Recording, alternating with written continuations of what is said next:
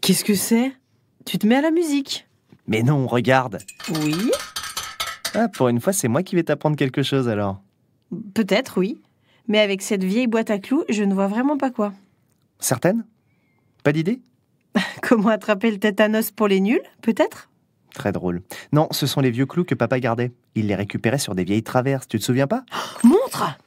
Ouah, l'odeur quand tu ouvres le bocal. On est plus proche de la décharge sauvage que de la forêt de bambou. Ah, c'est clair. Mais à l'époque, on était un peu moins regardant sur les produits chimiques.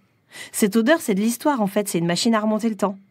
Nous voilà plongés au temps de la vapeur. Ah, la belle époque. Les locomotives à vapeur nourries au charbon pour pouvoir afficher leur plus belle fumée. Toute une époque. Tu te rends compte du chemin parcouru depuis un siècle? On parle de train vert maintenant. Ouais, enfin, il y a encore pas mal de boulot quand même. Bah, c'est sûr. Mais une fois de plus, le chemin de fer, c'est le reflet de la société, de ses évolutions, de ses aspirations. Enfin, on n'a pas fait plus vert que nos jambes pour se déplacer. Bon, et alors saute dans tes baskets. Si tu veux arriver à temps pour l'anniversaire de mamie Béatrice, c'est à 200 km. Moi, je prends le train. Ouais, bon, d'accord. Par contre, j'ai une idée, je vais lui fabriquer quelque chose avec les clous de papa. Une œuvre d'art signée Arthur. Oh non, ça sent la catastrophe, ça. Prépare-lui plutôt un concert de maracas avec ton bocal. Ouais, je vois, je suis un artiste incompris. Je serai comme bien d'autres, reconnu plus tard. Bienvenue dans Il était une voix, le podcast de Rail et Histoire. La guerre, l'écologie, le droit des femmes, l'élection présidentielle, l'art. Chaque mois, nous explorons l'histoire au travers d'une thématique. Aujourd'hui, la question de l'écologie et de l'environnement est très présente. C'est un thème majeur et structurant de la société et du discours politique. Chaque jour, nous entendons parler d'urgence climatique, de décarbonation, de réchauffement climatique, de gaz à effet de serre, de développement durable, etc. Et, dans la lutte qui s'engage pour préserver ce qui peut l'être ou, en tout cas, stopper une dégradation qui, à l'heure actuelle, semble inéluctable, le train est souvent mis en avant comme le moyen de transport propre et vert par excellence. Mais qu'en est-il vraiment? Le train est-il écologique ou est-ce simplement une image? C'est la question que je me suis posée dans cet épisode. J'en ai parlé avec Arnaud Passalacqua, professeur des universités en aménagement de l'espace et urbanisme à l'UPEC, membre du comité scientifique de Rail et Histoire et responsable de l'axe de recherche Train et écologie 19e-21e siècle. C'est une association qui est en fait, à mon sens, assez récente, qui n'a, à mon avis, en tout cas dans le cadre français, a pas plus d'une quinzaine d'années, ou en tout cas peut-être a commencé par le train urbain, le métro, le tramway, donc là depuis plus longtemps, mais le train en tant que, je dirais, système ferroviaire, interurbain, etc., à mon avis, ne s'est emparé de cette thématique écologique et de cette différenciation possible face à l'automobile et à l'avion que de façon relativement récente à l'échelle historique. Et l'intérêt de l'axe, c'était de se dire, en fait, aujourd'hui, effectivement, quand on prend le TGV, il y a marqué grande vitesse bas carbone, il est un peu peint en vert, etc. Mais on sait, en fait, comme historien, que c'est loin d'avoir été le cas depuis les débuts du train, où on a plutôt une forme, pour le prendre très matériellement, une forme de production de pollution, de fumée noire, etc., d'incendie, de tout un tas de choses, de consommation d'eau, de tout un tas de choses qui ne sont pas immédiatement associées à l'écologie. Prenons donc un peu de recul et remontons le temps. Le train, aujourd'hui mis en avant comme la panacée ou presque à tous les maux écologiques liés au transport, n'a donc pas toujours été, selon nos critères actuels, un transport très propre. En effet, imaginons aujourd'hui notre réaction en pénétrant dans une gare face à une rangée de locomotives vapeur nourries au charbon et dégageant d'immenses panaches de fumée, bleues, blanches ou noires. Le train ne nous apparaîtrait pas si vert que cela. En fait, la question d'une écologie en lien avec le train trouve progressivement sa place au XXe siècle. Souvent, on va associer le moment de l'émergence de l'écologie politique aux années 70, fin 60, 70, autour de figures. Alors, il y a le rapport Meadows de 72, il y a Ivan Illich et ses différents écrits, tous ces éléments qui datent des années 70, qui inscrivent une écologie politique, mais qui reste quand même un discours assez marginal par rapport à la société, et qui s'était intéressé aux questions de transport. Et par exemple, pour prendre un de ces exemples, Ivan Illich, son objet phare, c'est le vélo. C'est pas du tout le train, c'est le vélo. Et en revanche, tout ça alors soit infuse sur un temps long, soit est masquée par le moment des années 80-90 où le pétrole n'est plus un problème et n'est plus cher. Le contre-choc pétrolier qui fait qu'on continue sur un mode de développement très centré sur les modes très consommateurs de pétrole. On construit un territoire qui est très orienté autour de ces modes consommateurs. Et à l'échelle française en tout cas, la solution qui vient sauver le train, c'est pas le discours de l'écologie, c'est le discours du TGV qui est centré sur, je dirais au moins trois aspects. C'est l'idée de l'innovation, de vitesse, donc d'innovation, l'idée de vitesse, et puis l'idée démocratique d'un train pour tous, un train bien pour tous. Et donc on a toute cette focalisation autour du TGV sur les années 80, 90, encore 2000, et le basculement vers l'enjeu écologique. Évidemment, se joue, alors sur trame de fond, il y a les accords de Kyoto, il y a la question des gaz à effet de serre, qui d'abord vont toucher la ville, parce qu'en fait, c'est quand même en ville qu'on se dit que les transports collectifs vont être les plus à même de remplacer l'automobile. Donc, autour en France, par exemple, des lois comme la loi SRU en 2000, donc toute une série de lois qui vont travailler sur la solution alternative de la densité urbaine pour faire du transport collectif et donc du rail, l'émergence des tramways, la réinvention du tramway depuis 85 à Nantes, et puis les grandes années du tramway, les années 2000 pour faire vite. Et en fait, ce n'est que donc depuis 10 à 15 ans que la SNCF, en tant que transporteur interurbain, s'est vraiment emparée de cette question de l'écologie comme étant une différenciation possible dans les mobilités interurbaines. Certes, le train n'est donc pas parfait, mais il dispose de nombreux avantages, et il doit être regardé en comparaison à d'autres moyens de transport et avec des critères précis. Le grand avantage du train, c'est incarné par l'un de ses objets phares qui est le rail. Si le train est efficace, c'est parce qu'il réduit les frottements avec le rail. Donc la roue sur le rail permet d'avoir une efficacité et donc une réduction de la consommation énergétique par passager kilomètre très très très très forte par rapport à un contact, on va dire pneu route pour comparer avec l'automobile. Là, la première force, et puis la deuxième force, c'est que il va quand même assez vite par rapport à l'avion, sans avoir besoin de consommer beaucoup pour décoller. Pour évaluer le train, tout est donc question de choix et de critères. On peut choisir de regarder les émissions de CO2, la consommation d'énergie, l'utilisation de l'espace, les nuisances sonores et bien d'autres encore. Si l'on s'attarde sur les émissions de CO2 par exemple, en moyenne, une voiture émet 160 grammes par passager au kilomètre, un avion 170 et le train 35.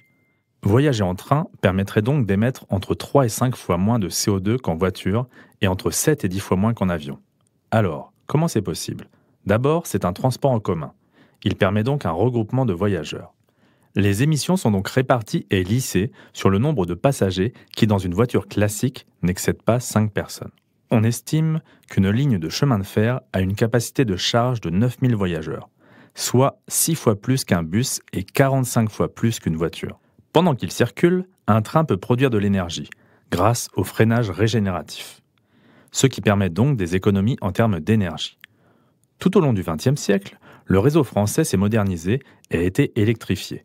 En consommant essentiellement de l'électricité, le train réduit donc considérablement ses émissions de polluants atmosphériques, à l'origine de maladies graves. Là encore, il faut tout de même réfléchir à la question, se détacher un peu du discours officiel et s'interroger sur ce que l'on regarde. Il faudrait aussi s'intéresser à la production de l'énergie en France pour voir si l'électricité peut être considérée comme une énergie verte. En fait, moi, je pense qu'il y a une question que le ferroviaire aujourd'hui n'aborde pas de front, c'est son rapport au nucléaire. Je crois que la SNCF est le premier client de EDF. Je rappellerai que le TGV a été lancé lors du même Conseil des ministres de 1974 qui a décidé du programme électronucléaire français, le dernier de Georges Pompidou, en mars. Donc on a un lien fort, électrification et donc nucléaire en France. Je pense que cette question, on voit que le nucléaire monte aujourd'hui dans le débat. Je pense que cette question qui derrière ça pose un certain nombre de questions environnementales sur les déchets, elle n'est pas prise pleinement, frontalement en France par la SNCF, pour le prendre vite. C'est pas exactement la même chose en Allemagne, où vous avez par exemple des trains qui circulent avec marqué dessus Ökostrom, ça veut dire courant électrique écologique. Alors qu'est-ce que ça veut dire? Voilà, mais en tout cas, il s'annonce, enfin c'est un pays anti-nucléaire, donc il s'annonce pas nucléaire, on va dire, probablement pas carbone, probablement renouvelable, etc. Qui pose d'autres questions, mais en tout cas, je trouve que l'association électrique-train est pas assez creusée encore, alors qu'on voit que dans le monde de la consommation directe d'électricité par les consommateurs et consommatrices, il y a des mouvements de fournisseurs qui veulent entièrement du renouvelable, ce genre de choses. Donc je pense qu'une des questions qui se pose au train à l'avenir, c'est son rapport au nucléaire. Il y a d'autres nuisances qui peuvent être prises en compte lorsque l'on veut faire des comparaisons. Le bruit, par exemple. On estime que des voitures dans un bouchon émettent 80 à 90 décibels. Un avion au décollage 140, un TGV à 25 mètres 90 et un tramway à 40 km/h 75 décibels.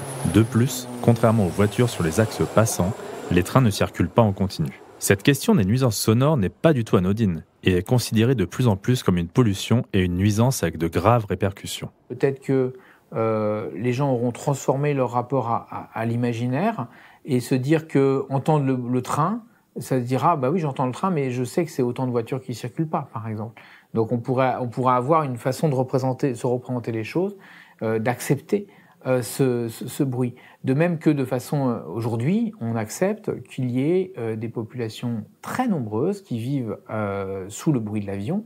Il y a une carte très intéressante de bruit par IF sur l'Île-de-France qui montre le nombre de mois en bonne santé que les gens perdent à vivre à cause du bruit. Et ça montre la carte des aéroports. Et les gens perdent jusqu'à 3 ans de vie en bonne santé du fait du bruit. Et ça touche évidemment les zones du 93, 95, proche de Roissy. Et ça, la société n'en parle quasiment pas parce que l'avion a eu, peut-être ça chancelle un peu aujourd'hui, une aura suffisante pour masquer ça. Donc le train, alors j'espère pas que ça fait perdre des mois de vie en bonne santé, mais le paysage ou le paysage sonore sont des choses qui se construisent dans une époque. Et donc du coup, peut-être que les nuisances du train seront acceptées parce qu'elles portent suffisamment parce que le train lui-même portera suffisamment d'évitement d'autres choses. Voilà, ou alors ce sera le dernier à faire du bruit parce que tout sera devenu, de mobilité active. Il y aura que du vélo et des piétons et donc on supportera pas le train parce que ce sera le dernier à moteur. L'écologie, ce sont de nombreuses autres questions. La question du recyclage, par exemple. Que fait-on des machines quand elles ne sont plus en service? Je sais qu'à New York, ils balançaient dans la mer les vieux métros il n'y a pas si longtemps pour en faire des récifs pour poissons. En effet, la MTA, qui exploite le métro new-yorkais, a eu l'idée originale, étonnante ou choquante, selon les points de vue, de se débarrasser de ces rames usagées dans l'océan Atlantique. La compagnie annonce les avoir dépolluées avant de les immerger afin d'en faire des récifs artificiels. Entre 2001 et 2010, ce sont donc 2580 voitures en acier et carbone qui ont fini leur vie au fond de l'eau. Prochainement au cinéma, le nouveau film de James Cameron, Nemo dans le métro. Mais l'histoire ne dit pas si ce geste était un geste de pure philanthropie envers le règne animal ou si les 26 millions d'euros ainsi économisés en coûts de démantèlement ont pu jouer. En tout cas, d'autres solutions existent. Et cela commence dès la phase d'étude, car, comme le veut l'adage, le meilleur déchet est toujours celui que l'on ne produit pas.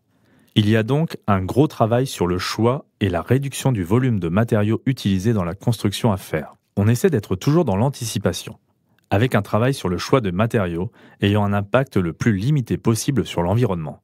Utilisation d'huiles biodégradables, alternatives et substituts aux matières dangereuses comme la créazote pour les traverses. On joue également sur la durée de vie des pièces et sur une optimisation de la maintenance. Les constructeurs travaillent sur les méthodes d'assemblage pour un démontage et un recyclage facilité.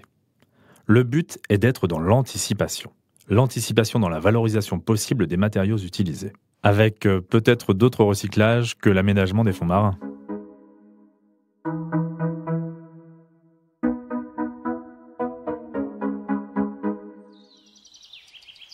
Et le transport sur rail de demain, sera-t-il forcément vert ?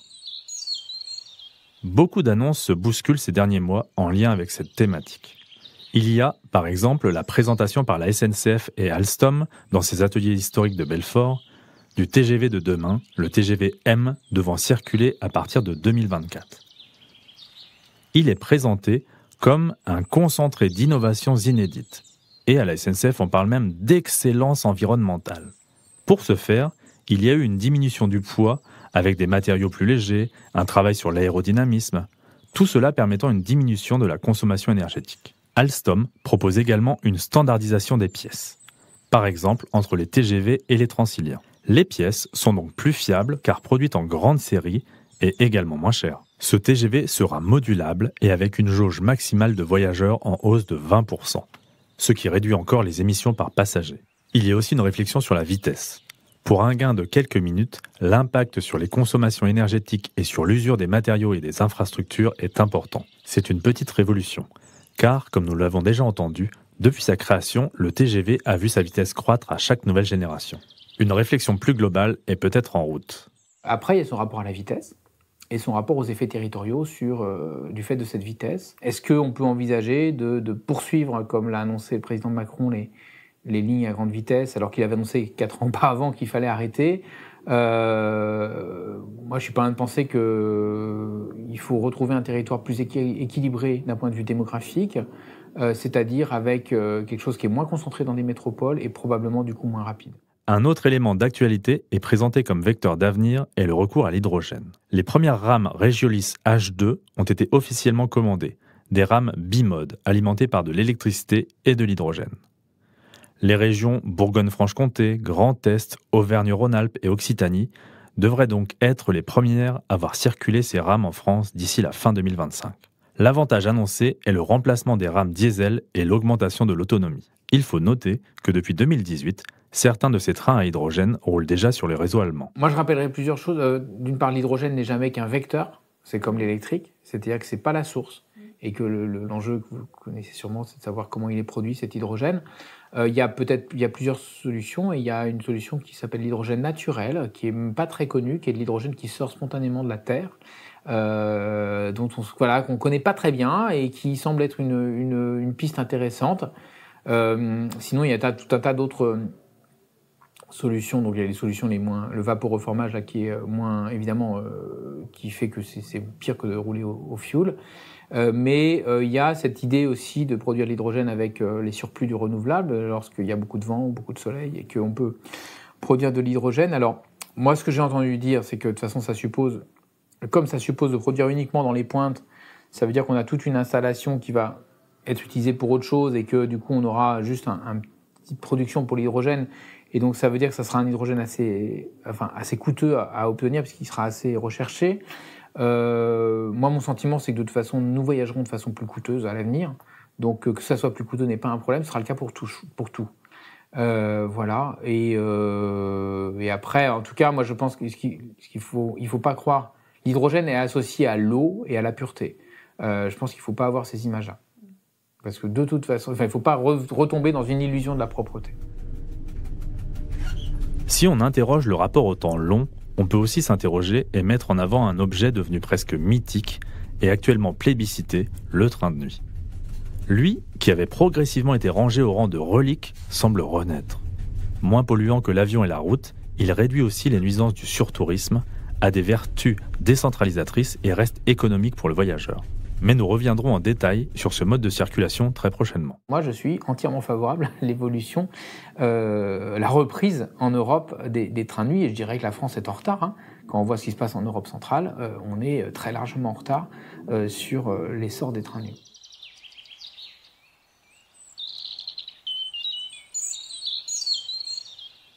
Finalement, et si des jours meilleurs et plus verts ne venaient pas du matériel, mais d'un changement plus global? Je laisse le mot de la fin à Arnaud Passalacqua. Je pense qu'effectivement, notre société doit profondément évoluer dans son rapport au temps et à la distance, et à la mobilité, au voyage, etc. Et que la première de ces évolutions, c'est arrêter l'avion. Donc, je suis très très clair sur cette ligne. Et que néanmoins, si on veut continuer à vivre dans un monde relativement connecté, il y a des solutions de transport plus adhérents au sol, au territoire, et plus lents, qui sont envisageables. Et il faut produire les conditions sociales qui rendent possible le fait qu'on puisse voyager dans ces conditions. C'est-à-dire que ne pas envisager qu'on puisse faire l'aller-retour Paris-Tokyo dans la journée pour une réunion, mais qu'on puisse que les conditions au travail familial, que ça demande toute une transformation sociale autour du fait que pour aller par exemple en Scandinavie depuis Paris, eh bien on peut y aller pas facilement, mais on peut y aller en train, un peu de bateau, un peu de train, etc. Et ça prend plus de temps. Et donc du coup, les conditions sociales il faut qu'on puisse monétariser ce temps, que ce soit du temps de travail pour les cadres qui pourraient travailler, par exemple, etc. Et que ça soit pas. Et donc ça demande aussi des choses sur le familial. Donc c'est pas évident. Et c'est pas uniquement substituer l'avion par le train facilement. Il y a tout un travail sur les imaginaires qui se fait, mais aussi sur les organisations sociales. Par exemple, que ce soit aussi facile pour les femmes que pour les hommes de s'absenter longtemps du foyer, ce qui n'est pas le cas. Donc ça demande vraiment un travail long. Ce chantier, il est sûrement gigantesque. Il dépasse les mobilités. Il va sur tout un tas de rapports à la nature, pour le dire comme ça, de rapports à nous dans la nature, à nous par rapport au temps, à la question du temps orienté vers le progrès, à la question du capitalisme, à plein de questions qui se combinent et qui sont aujourd'hui dans notre monde qui prend conscience de ses limites et pas qu'un peu. Et donc le train peut trouver largement sa place là-dedans. Ça, c'est vraiment sa force, à mon avis. Mais c'est pas l'objet qui doit mener le monde. C'est-à-dire que c'est à nous de choisir la place qu'on lui donne. Et c'est pas lui qui nous dira comment on doit agir.